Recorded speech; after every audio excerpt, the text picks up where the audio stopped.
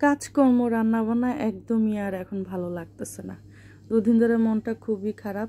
অভিশপ্ত এই জুলাই মাস মায়েদের বুক খালি করার একটা মাস। বছর ঘুরে আবার একটা জুলাই মাস আসলো, আর কতগুলো ছোট ছোট পাখি আকাশের তারা হয়ে গেল। আল্লাহ তাদের বাবা মাকে এই সুখ সইবার ধৈর্য দিন।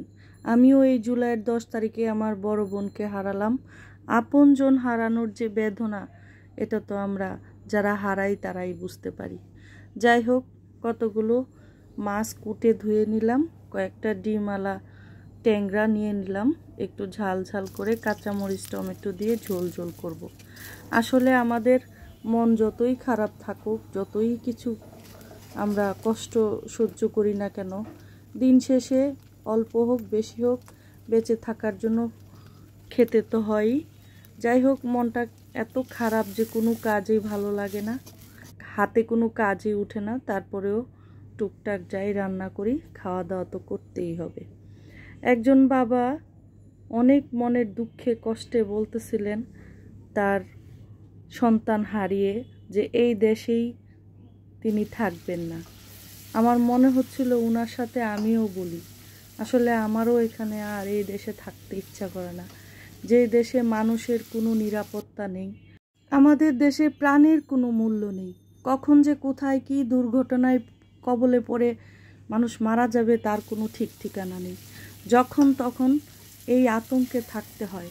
বাচ্চাদের স্কুলে পাঠিয়ে আতঙ্ক, যারা অফিসগামী তাদের আতঙ্ক, মানে পরিবারের সদস্য কোথায় হেফাজতে আছে কি আছে না, এগুলো নিয়ে আমাদের সব সময় টেনশনে থাকতে হয়।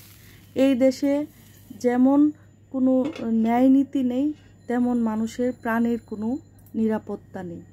আসলে আমার ওই ভাইটার মানে কথাগুলো অনেক কষ্ট লাগলো, যে উনি কতটা দুঃখ কষ্ট আঘাত পেয়ে কথাগুলো বলছেন যে এই দেশে আর থাকবেন না।